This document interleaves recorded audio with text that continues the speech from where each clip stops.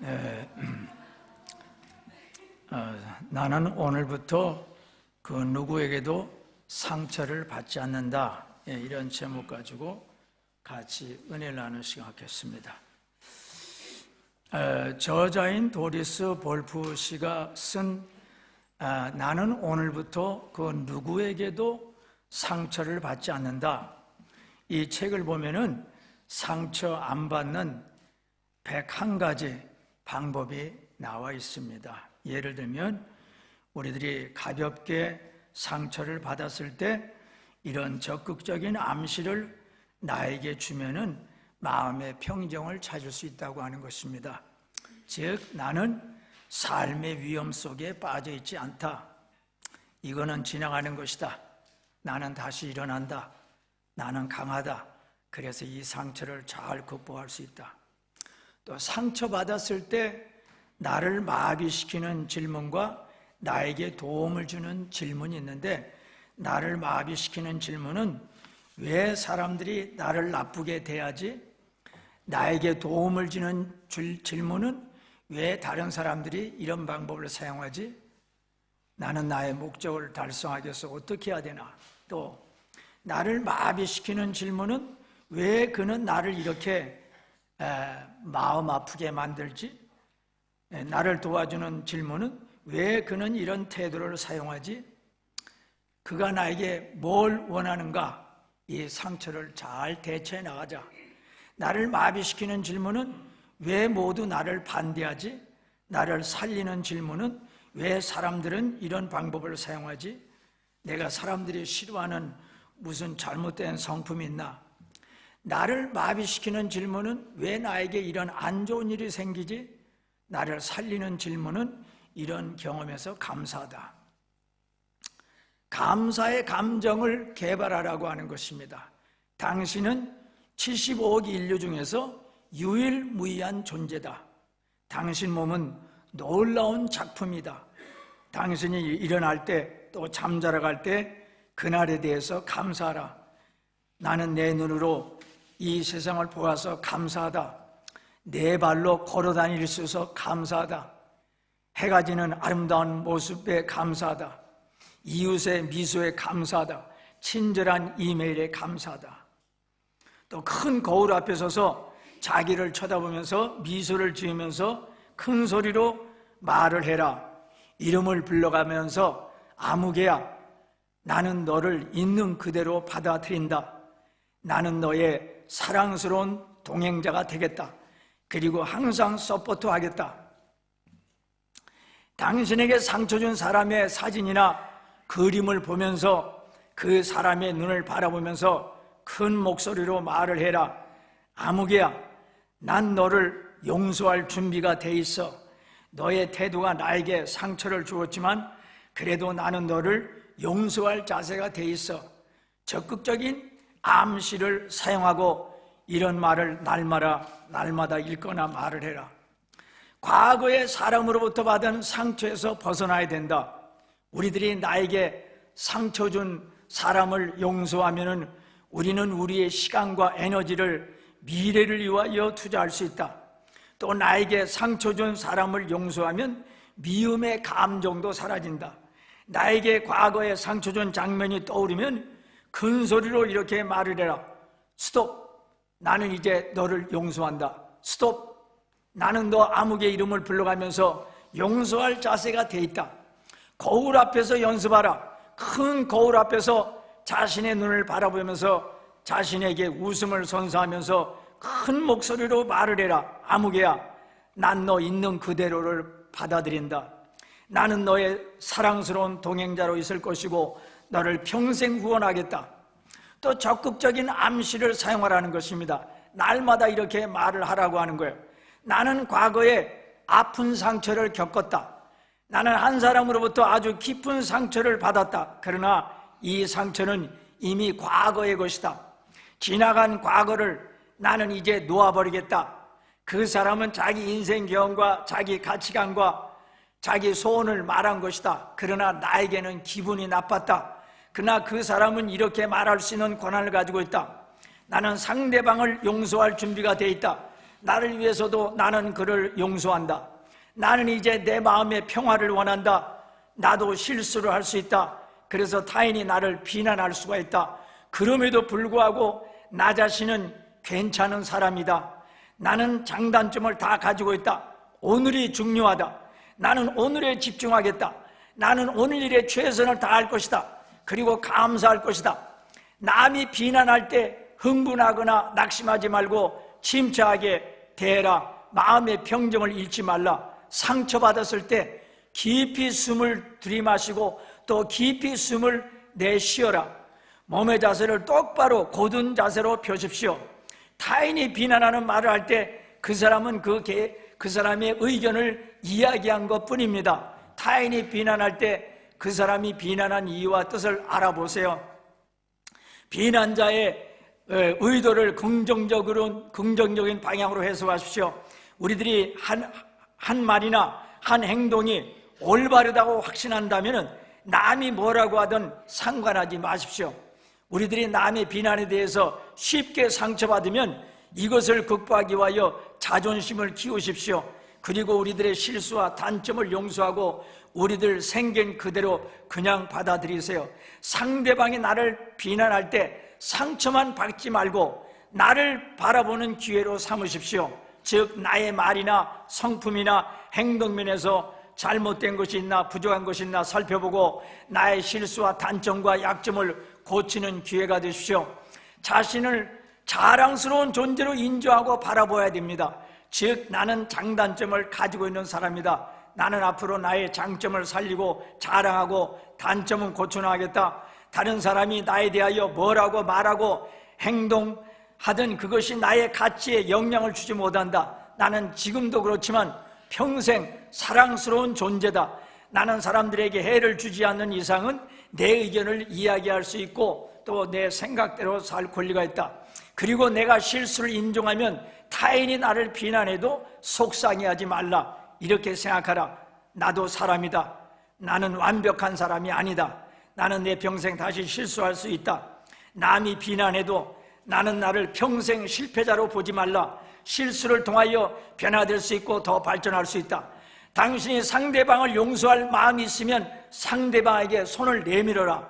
편지 쓰거나 전화하거나 만나라. 용기 있게 한 발을 내디뎌라. 당신이 스트레스를 받고 불안하고 분노의 감정에 휩싸일 때는 배로 숨쉬는 방법을 택하라. 성공하고 사랑받는 강한 사람을 상상하라. 이때 이런 배우의 역할을 하라. 발을 바닥에 고정시키고 몸을 똑바로 고정시키고 숨을 깊이 쉬어라. 상체 근육을 이완시키고 그리고 확신에 찬 말을 하라. 나는 중요하고 사랑받는 존재다. 나는 장점이 많다. 나는 나의 목표를 달성할 수 있다. 과거에 받은 불쾌한 상처가 계속 마음속에 떠오르면 속으로 스톱하고 외쳐라. 혼자 있을 때는 큰 소리로 스톱하고 외치고 손바닥을 쳐라. 그리고 여러분의 관심과 주의를 기분 좋았던 장면들을 생각해라. 휴가 때 본 좋은 장면들을 생각하라. 고양이를 쓰다듬는 것 등을 생각하라. 스톱! 난 과거의 상처로부터 노연할 준비가 되어 있다. 과거는 이미 지나갔다.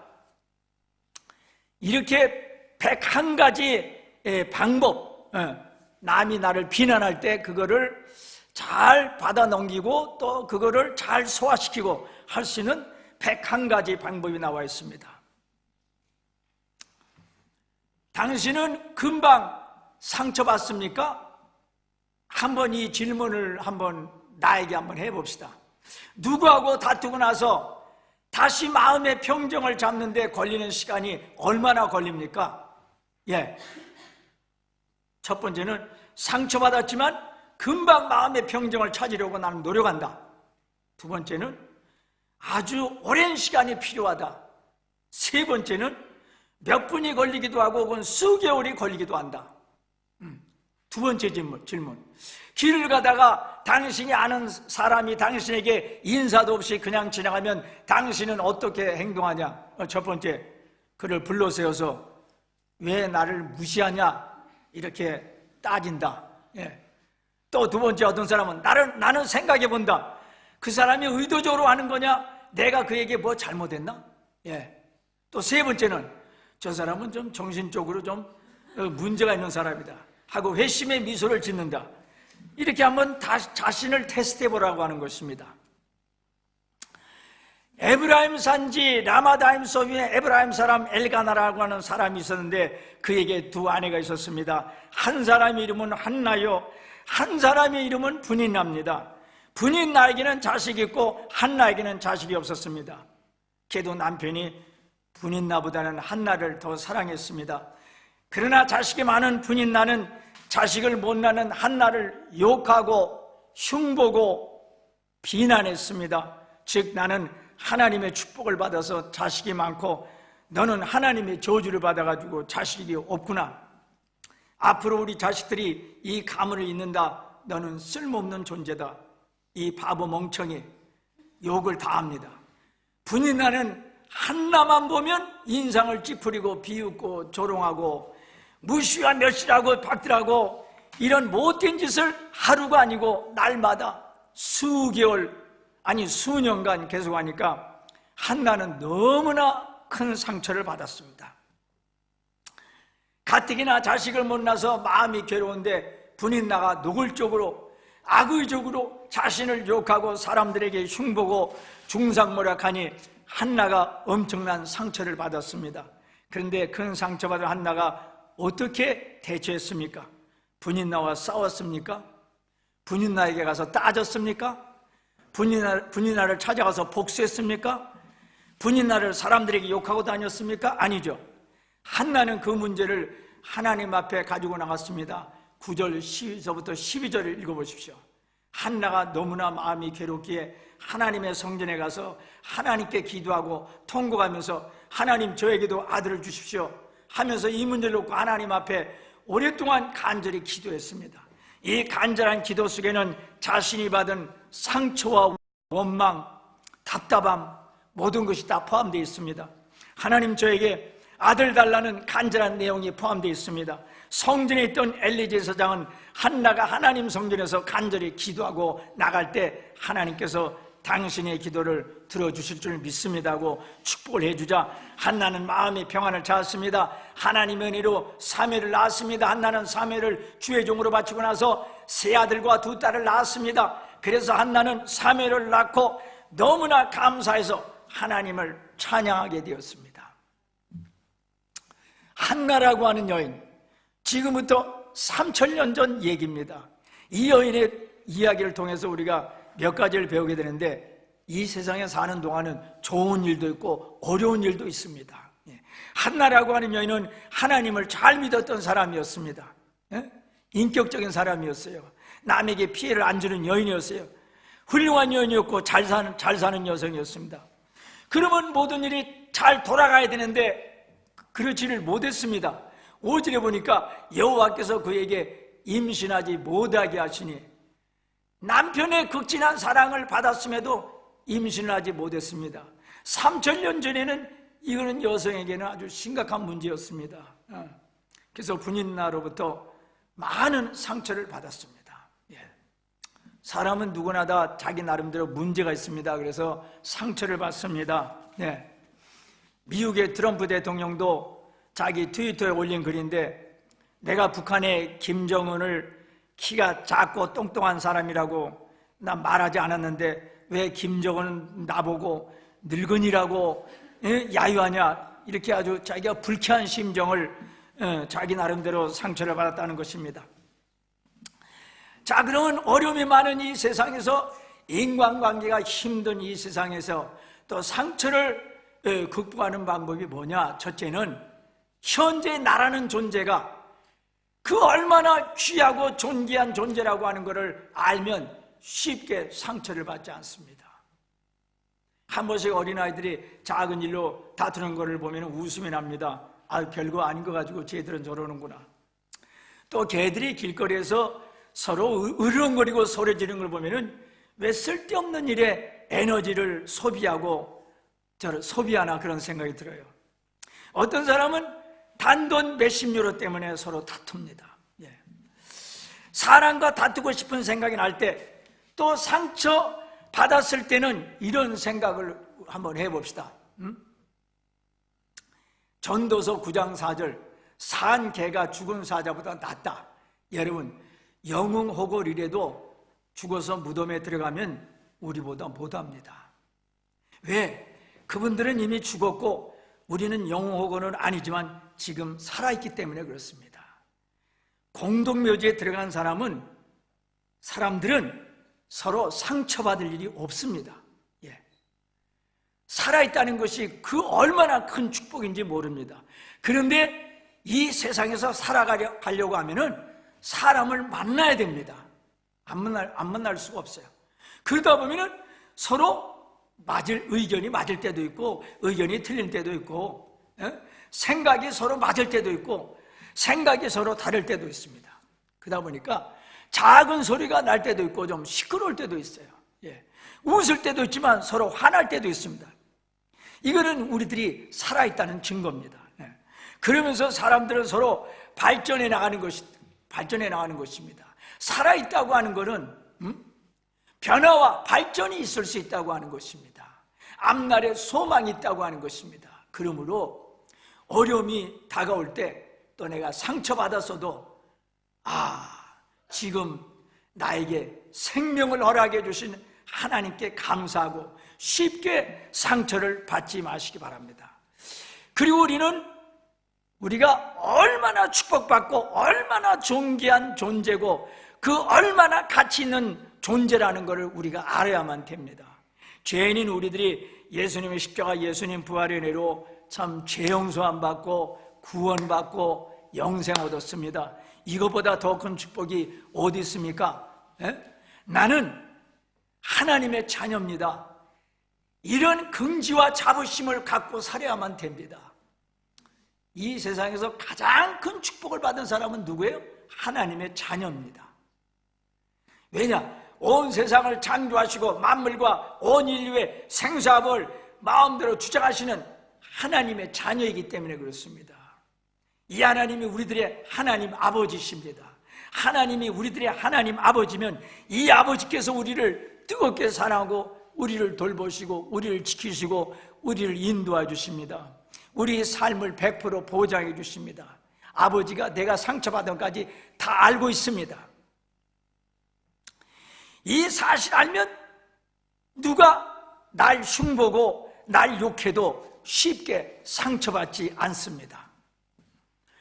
엄청난 축복을 받은 사람은요, 누가 옆에서 조롱해도 마음에 쉽게 상처를 안 받아요. 예. 나는 예수님 믿어서 엄청난 축복을 받은 사람이에요. 하나님 자녀입니다. 예? 이거 믿으세요? 네. 내세와 현세 축복을 받은 사람입니다. 내세와 현세 보장이 되어 있는 사람이에요. 나는 엄청나게 축복받은 사람이에요. 이걸 믿으세요. 그러면 쉽게 상처 안 받습니다. 두 번째로 너그러운 마음을 갖고 상대방을 용서해 주어야만 되겠습니다. 며칠 전에 이 나라 신문에서 프란치스쿠스 교황이 마태복음 6장에 나와 있는 예수님이 가르쳐 주신 주기도문에서 우리를 시험에 들게 하지 마옵시고, 이 구절이 마음에 안 드니까 이 구절을 내 스스로가 시험에 빠지지 않게 해주세요, 이렇게 고치는 것이 낫다고 이태리 텔레비 방송에서 말을 했습니다. 왜냐, 그분의 의견은 내가 시험에 빠지는 것이지 하나님 아버지가 나를 시험에 빠뜨리는 분은 아니다. 아버지는 그렇게 하지 않는다. 아버지는 자녀가 넘어지면 즉시 일으킨다. 너를 시험에 빠뜨리는 것은 사탄이다. 그렇게 설명했습니다. 그런데 독일 레겐부르크 주교인 루돌프 그분은 경고하기를 그렇게 고치는 것은 예수님 말씀을 위조하는 것이다, 그렇게 얘기했어요. 또 토마스 스위등 신학자도 지금 성경에 나와 있는 주기도문이 그리스 원어를 그대로 번역한 것이라고 말을 했습니다. 여러분, 시험에는 두 종류가 있습니다. 하나님이 주시는 시험이 있고 마귀가 주는 시험이 있습니다. 하나님이 주시는 시험은 우리를 이롭게 하는 시험입니다. 마귀가 주는 시험은 우리를 해롭게 만드는 시험이다. 마태복 6장에 나와 있는 주기도문 우리를 시험에 들게 하지 마시옵고는 마귀가 주는 시험입니다. 하나님 우리는 마귀가 주는 시험에 빠지지 않게 도와주세요. 그런 뜻입니다. 그래야 마귀가 주는 시험에 빠지지 않아야 사람으로부터 받는 상처받아도 쉽게 극복 안 된다. 그런데 마귀가 주는 시험에 빠지면 사람들 때문에 쉽게 상처받고 신앙생활과 사회생활에가 힘들어집니다. 마태복음 6장 9절부터 13절에 예수님이 가르쳐 주신 주 기도문이 나옵니다. 12절을 보세요. 12절. 누가 나에게 상처를 주었습니다. 그러면 그 사람에 대해서 분노의 마음이 생깁니다. 근데 예수님이 말씀하기를 너희도 말과 행동으로 죄를 범한다. 그래서 타인이 상처받는다.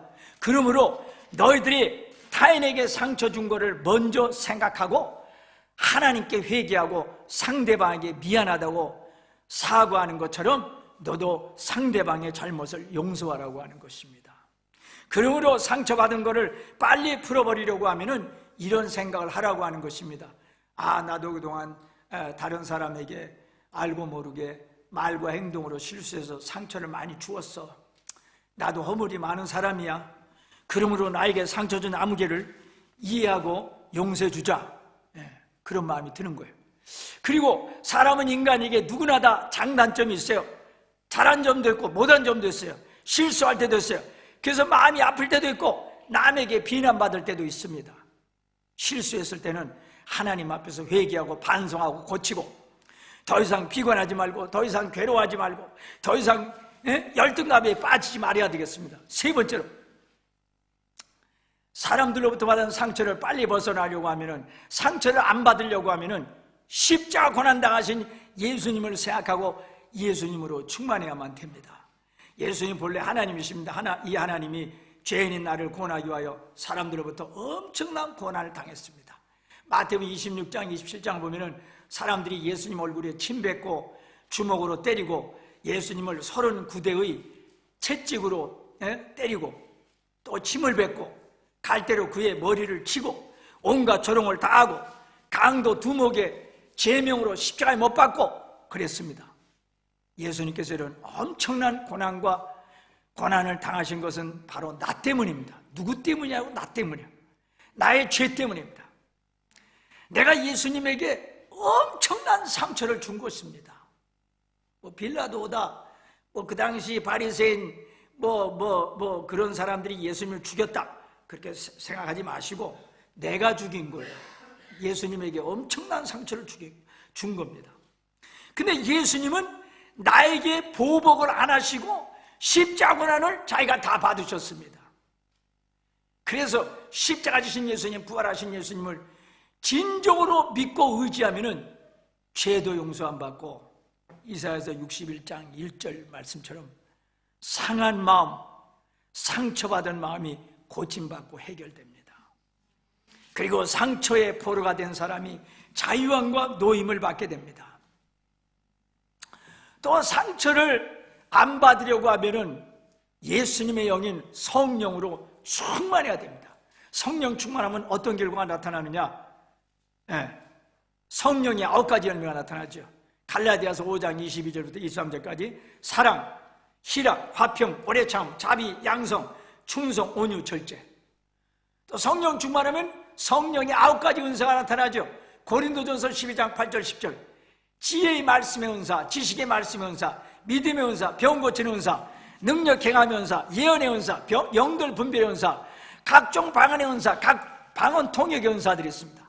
그러므로 성령으로 충만하면 이러한 열매와 이러한 은사들이 나타나기 때문에 상대방이 나를 힘들게 해도 이 성령 충만의 힘으로 극복해 나갈 수가 있습니다. 네 번째, 상처받았으면 그 상처받은 문제를 마음속에 담아두면 그거 병 걸립니다. 빨리 죽습니다. 상처를 마음속에 담아두면 안 돼요. 상대방을 증오하죠, 미워하죠, 복수의 칼날을 갖죠. 계속 그러면 상대방보다 자기가 먼저 죽습니다. 그러니까 상처받았으면은 그 미운 문제를 이 속에서 다 끄집어내가지고 하나님 앞에 가지고 나가서 하나님 앞에 간절히 기도해야 돼. 하나님 앞에 다 쏟아내야 됩니다. 한나는 분인 나이가 받은 엄청난 상처를 하나님 앞에 가지고 나와서 오랫동안 간절히 하나님께 기도해서 하나님 통하여 응답받고 모든 상처를 치료받고 기쁨의 사람이 되었습니다. 여러분, 누군가에게 상처받았을 때 그것을 마음속에 간직하고 속상해하고 분노하고 좌절하고 원한을 품고 살지 말고 그 속상한 마음을 하나님 앞에 가지고 나와서 하나님 앞에 다 털어놓으시기 바랍니다. 미움의 마음, 분노의 마음, 고통의 마음, 답답한 마음, 절망의 마음, 비관의 마음, 아이고 나는 참 못난 사람이다, 이런 마음까지도 말해요. 하나님 앞에 다 털어놓으세요. 그러면 하나님이 여러분에게 평안을 주시고 이 하나님의 평안이 우리의 상처받은 마음을 치료해 주십니다. 오늘부터 나는 상처를 안 받는다. 또 상처를 받았으면 빨리 극복을 해야만 됩니다. 그러려면은 나는 큰 축복을 받은 사람이다, 이걸 알아야 됩니다. 나는 엄청난 축복을 받은 사람이다. 그러니까 뭐 조그만 거 가지고 신경 쓸 필요 없어. 나는 하나님의 자녀다, 큰 축복 받은 사람. 두 번째, 너그러운 마음을 갖고 상대방을 용서하고 자기도 용서하고, 또 세 번째, 나 때문에 십자가 고난 당하시고 부활하신 예수님을 깊이 생각하고 예수님 영인 성령으로 충만하고, 네 번째, 하나님 앞에 나가서 내 상처받은 속에 있는 거, 미움, 분노 이런 걸 다 털어놓으시고 간절히 기도하시기를 주님의 이름으로 축원합니다.